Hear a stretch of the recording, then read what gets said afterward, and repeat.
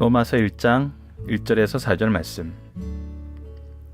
예수 그리스도의 종 바울은 사도로 부르심을 받아 하나님의 복음을 위하여 택정함을 입었으니 이 복음은 하나님이 선지자들을 통하여 그의 아들에 관하여 성경에 미리 약속하신 것이라. 그의 아들에 관하여 말하면 육신으로는 다윗의 혈통으로 나셨고 성결의 영으로는 죽은 자들 가운데서 부활하사 능력으로 하나님의 아들로 선포되셨으니 곧 우리 주 예수 그리스도시니라. 아멘.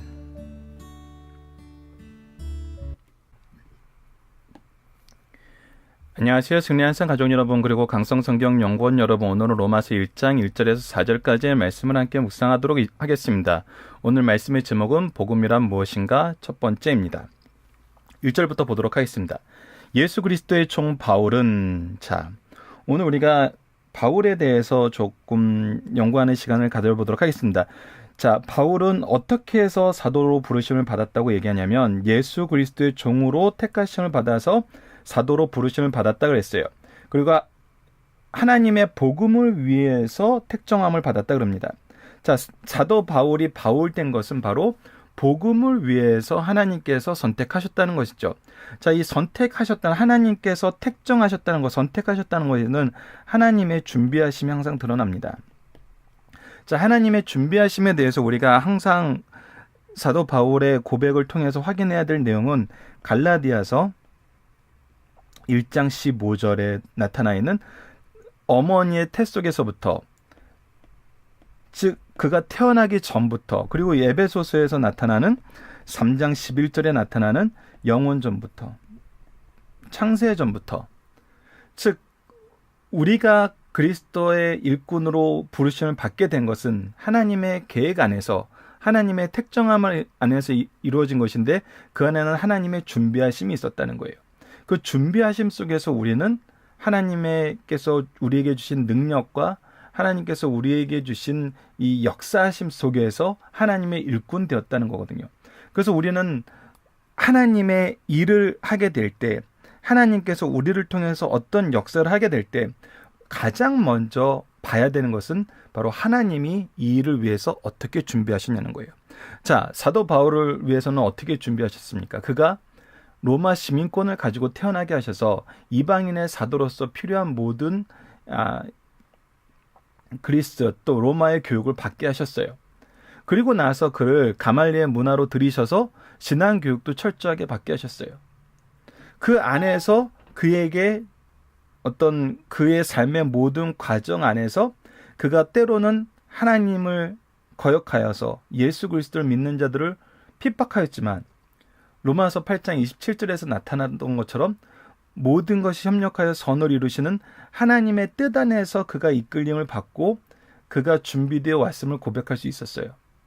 그리고 그 결과는 하나님께 영광이었음을 그의 삶이 또 증언하는 삶을 살았어요.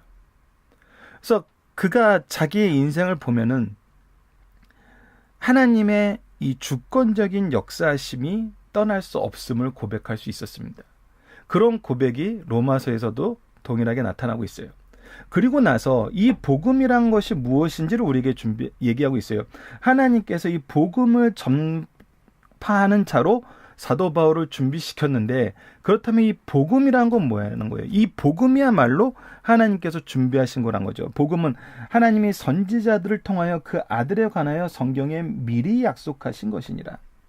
성경을 통해서 끊임없이 나타내고 있는 거예요. 구약 성경을 통해서 분명히 얘기하고 있고 신약 성경을 통해서도 분명히 얘기하고 있어요. 성경 전체가 지금 뭐라는 거예요? 예수 그리스도를 나타내는 말씀이라는 거예요. 그래서 이것은 바울이 새롭게 만든 것이 아니라는 거예요. 하나님의 말씀을 전하고 있다는 거예요. 하나님이 역사 속에서 준비하신 대로, 역사하셨던 대로, 전하라 하셨던 대로, 그 선지자의 말 그대로 그것이 예수 그리스도 등에서 어떻게 성취되었는지를 우리가 가르쳐주고 있는 거예요. 그래서 그의 아들에 대해서는 무엇이라고 얘기하고 있는가? 굉장히 재밌지 않습니까? 자기가 사도로 부르심을 받은 것은 복음을 위한 것이라고 얘기를 해요.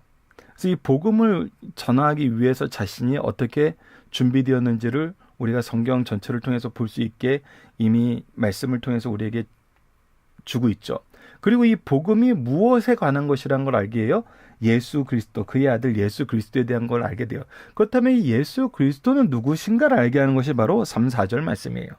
자, 그의 아들에 관하여 말하면 바로 예수 그리스도를 구약 선지자들이 계속 얘기했는데 하나님께서 예수 그리스도가 누구시고 왜 이 땅에 오셔야 되는지 선지자들을 통해서 계속 설명을 했어요. 그 내용이 바로 이제 구원과 죄의 문제임을 우리가 뒤에서 확인하게 되는데 바로 이 아들이 바로 그 메시아의 심을 어떻게 드러내고 어떻게 복음이 되었는지 얘기를 하는데 그 아들에 관하여는 육신으로는 다윗의 혈통에 나타나셨고 즉 성육신하셨고 이 핵심이라는 거거든요. 핵심. 죄 없으신 몸으로 오신 성결의 영으로는 죽은 자들 가운데서 부활하사 그래서 부활의 주님이란 거예요. 그래서 육신으로는 성육신하신 분이고 성결의 영으로는 부활하신 분이고 능력으로는 하나님의 아들로 선포되었으니 즉 능력으로 하나님의 아들로 선포되어 우리를 다스리는 왕의 직분을 감당하게 하셨다는 거예요. 이것은 여러분들 이미 어제 업로드된 그리스도의 삼중식에서 왕의 직분을 어떻게 이루셨고 그 왕의 직분으로 무엇을 하시고 또 그 왕의 직분을 우리로 무엇을 하게 하시는지를 소리문답 21번 가족 예배를 통해서 여러분들이 확인할 수 있습니다. 그래서 이 내용을 우리에게 설명해 주고 있어요. 성육신하신 부활의 주로서 왕으로서 지금도 우리를 통치하고 계시다. 그분이 누구시다? 곧 우리 주 예수 그리스도다. 우리 주 예수 그리스도다. 오직 이 한 분뿐이다. 이것을 우리에게 가르쳐주고 있습니다. 이것이 복음의 대략적인 핵심이에요. 그리고 그 복음 안에서 사도로 부르심 받은 사도 바울의 모습이에요. 이것은 또한 우리의 모습이기도 합니다. 예수 그리스도를 통해서 이 믿음을 우리에게 허락하시고 하나님께서는 이 복음을 위해서 우리를 선택하셨어요. 그 준비하심 속에서 우리는 지금 이렇게 함께 말씀을 나누고 있는 것이고 우리가 전해야 될 바로 이 복음의 내용은 성경이 가르쳐주는 예수 그리스도인데 예수 그리스도는 성육신하신 하나님이시며 부활하신 구속주이시며 능력으로 지금 우리를 다스리시고 계시는데 육신의 혈통으로 태어났다는 건 하나님의 계획하심 속에 있다는 거예요. 이스라엘 택하시고 이스라엘 통해서 메시아를 보내시겠다는 하나님의 계획이 있었던 것이고 성결의 영으로는 성령의 역사하심이 함께 하셨다는 거예요. 즉 구속사의 내용은 누구에 대한 무엇에 누가 하신 일에 대한 내용이에요? 성부, 성자, 성령의 역사라는 거예요. 바로 이것이 우리가 위크스트를 통해서 정리하기로 했던 성부, 성자, 성령의 내용입니다. 그리고 그 안에서 구원의 문제, 죄의 문제, 교회의 문제, 세상에 관한 내용까지 우리가 함께 확인할 수 있는 한 주가 되었으면 합니다. 자, 본문 묵상하기를 다시 한번 보도록 하겠습니다. 바울은 자신이 누구의 종이요 무엇을 위하여 택정을 받았다고 얘기하나요? 예수 그리스도의 종이고 하나님의 복음을 위해서 택정을 받았다 그랬어요. 이것이 하나님의 준비하심 속에 있다는 거죠. 이 복음은 누가 누구를 통해서 언제 약속하신 겁니까? 바로 선지자들 통하여 미리 약속하신 거예요. 갑자기 사도 바울이 만들어낸 것이 아니에요. 성경 전체가 얘기해주고 있는 거예요. 예수님은 육신으로는 어떤 분이며 육신으로는 다윗의 혈통으로 나타나신 성육신하신 하나님이시며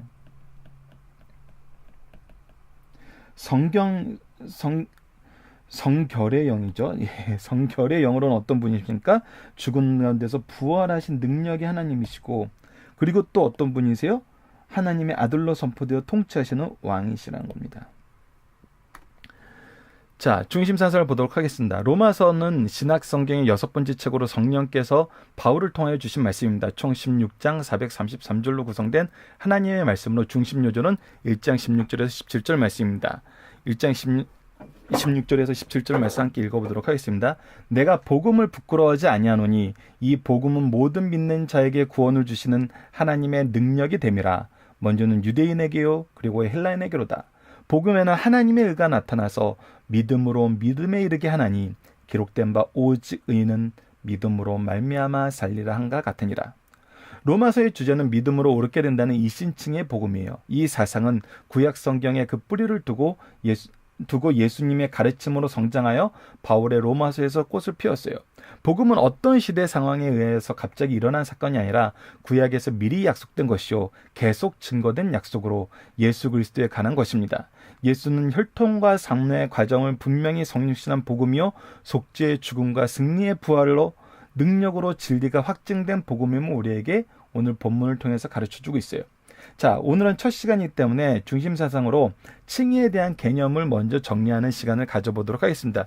굉장히 중요합니다. 자, 칭의란 무엇입니까? 칭의는 첫 번째 의롭게 한다는 뜻이에요. 이것은 의롭다고 선언된다는 뜻이에요. 본래 죄인이지만 예수를 믿을 때 하나님께서 그를 의롭다고 인정하셔서 선언하신다는 거예요. 이것은 우리가 계속 아브라함의 내용이 들죠. 아브라함이 창세기 15장에서 뭐라고 얘기합니까? 하나님께서 그가 믿음으로 그를 의롭다 인정하신 것이 나타나잖아요. 그래서 우리가 이 하나님께서 그 믿음을 통해서 의롭게 하신다는 이 내용은 하박국 말씀에서도 살펴봤고 갈라디아서 말씀에서 살펴봤던 것처럼 또 다시 로마서에서 보는데 이것은 하나님께서 의롭다고 선언하신다는 거예요. 이는 윤리적으로 의롭기 때문이 아니라 예수 그리스도 안에서 하나님과 올바른 관계를 맺기 때문에 의롭게 되는 것이에요.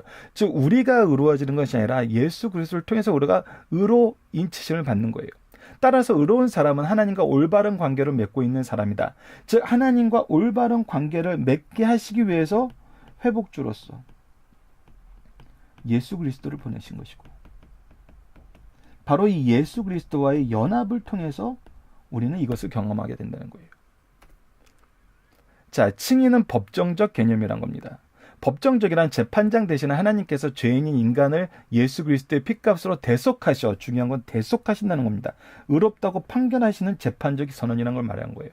그냥 아무것도 없이 그렇게 선언한 것이 아니라 그 핏값을 갚으셨다는 거예요. 죄인 누구누구는 예수 그리스도의 핏값으로 그 죄가 속죄함을 받아 의인됨을 선고하노라 하신 거예요. 또한 이것은 종말론적인 것이에요. 마지막 심판날에 우리를 의롭다 하실 선언이 이미 내려진 거예요. 구약시대 성도들은 칭의가 미래에 내어질 것으로 바라보았어요. 이 칭의가 신약시대 우리에게는 이미 성취되었어요. 누구를 통해서? 예수 그리스도를 통해서. 그리스도 안에 있는 자에게는 결코 정죄함이 없습니다. 세 번째입니다. 칭의의 수단은 믿음이라는 거예요. 신앙이란 그리스도를 통해서 성취하신 하나님의 공로를 받아들이고 거기에 전적으로 매달리는 것입니다. 자신의 공로는 완전히 포기하는 것을 의미해요. 내 공로로 될 수가 없어요. 그것은 우리가 로마서를 통해서 계속 확인하게 됩니다. 즉 신앙은 하나님을 전적으로 완전히 의존하는 것이며 또한 칭의는 종말론적 사건이기 때문에 과거, 현재, 미래의 모든 죄에서 의롭게 되는 것입니다. 그러나 아직 성화되지 못했기 때문에 성도는 의인 동시에 죄인이에요. 자, 신앙이라는 것은 하나님께 전적으로 이것을 신뢰하고 의지하는 거예요. 의존하는 거예요. 인정하고 의지하는 거예요. 그것을 우리가 알아야 됩니다. 마지막 네 번째, 칭의의 근거는 그리스도 예수의 죽음과 부활이라는 겁니다. 예수 그리스도를 믿는 믿음 때문에 우리를 의롭게 여기시는 것이 아니라 믿음의 칭의의 근거가 아니라 수단이라는 거예요. 이것을 우리가 알아야 돼요. 우리가 믿음의 내용도 누가 주셨어요? 하나님이 주셨고 이 믿음으로 의롭다는 능력도 하나님이 주셨어요.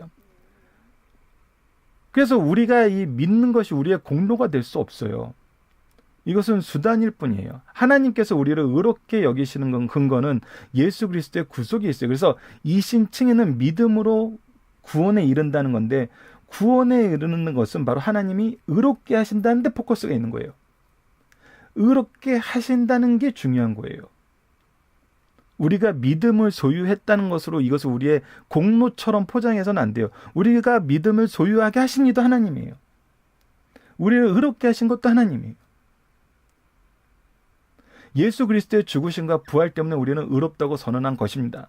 하나님은 그리스도의 죽음과 부활에 근거하여 우리의 믿음을 통하여 의롭다고 선언하십니다. 우리의 믿음을 의로 여겨주신 거예요. 하나님이 다 정하신 거예요. 하나님의 뜻 안에 있다는 거예요.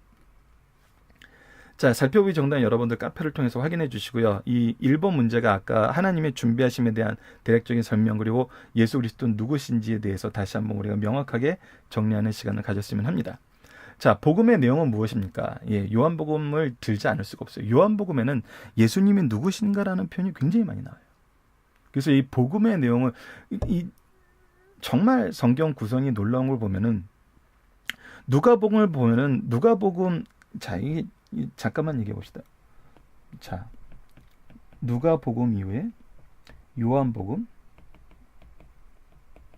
이후에 사도행전 다음에 이제 로마서거든요. 자, 누가복음을 보면은 예수 그리스도가 누구신지 이 지역적인 면에서 계속 나타나요. 이 갈릴리 지역에서 시작해서 갈릴리에서 예루살렘으로 가는 과정과 예루살렘에서 계속 예수님이 누구신지 가르쳐줘요. 근데 제자들은 끝까지 몰라요. 끝까지 제대로 깨닫지 못해요. 그래서 마지막 장에 24장 44절에서 예수께서 부활하시고 나타나셔서 성경에 나타난 모세의 글과 시와 예언서를 통해서 예수 그리스도가 누구신지 다시 가르쳐주는 게 나와요. 그때서야 이제 비로소 예수님 누구신지 깨닫게 돼요. 자, 그리고 이것을 깨닫고 전하는 것이 바로 이제 사도행전 내용이거든요. 이 전하기 전에 우리에게 요한복음을 통해서 예수 그리스도가 누구신지, 복음의 내용이 무엇인지 다시 한번 정리해서 배우게 하고, 순서대로만 본다 그랬을 때도, 그리고 나서 사도행전을 통해서 이제 예수님이 누군지 모르실 때 예수님이 누구신지 계속 가르쳐주는 이 삶 속에서도 우리가 어떤 삶을 살았는지 보여준다면, 사도행전은 예수 그리스도가 누구신지 분명히 알고 전하는 삶의 모습을 가르쳐줘요. 자, 이 내용이 로마서에 나타납니다. 로마서에 나타나요. 그러니까 성경이 굉장히 짜임새 있게 반복적으로 우리가 하나님에 대해서 바로 알 수 있게, 예수 그리스도에 대해서 바로 알 수 있게, 신앙생활에 대해서 바로 알 수 있게, 승리하는 삶이 무엇인지 바로 알 수 있게 계속적으로 가르쳐주고 있어요. 자, 오늘은 그냥 간단하게 우리가 너무나 잘 아는 요한복음 14장 6절, 예수께서 이르시되 내가 곧 길이요 진리요 생명이니 나로 말미암지 않고는 아버지께로 올 자가 없느니라. 오직 예수님만이 우리 주 예수 그리스도만이 복음의 유일한 길이라는 거, 이것은 변하지 않는다는 거, 이것을 우리가 기억하면서 또 한 주간의 말씀을 계속 상고해 보도록 하겠습니다. 자, 이번 주 우리가 함께 묵상할 것은 우리는 복음을 통해 어떠한 삶을 살고 무엇을 구별하는 영적 안목을 가지게 되나요? 자, 우리가 제목에서 이미 드러난 것처럼 복음과 죄에 대해서 분명히 우리가 구분하게 됩니다.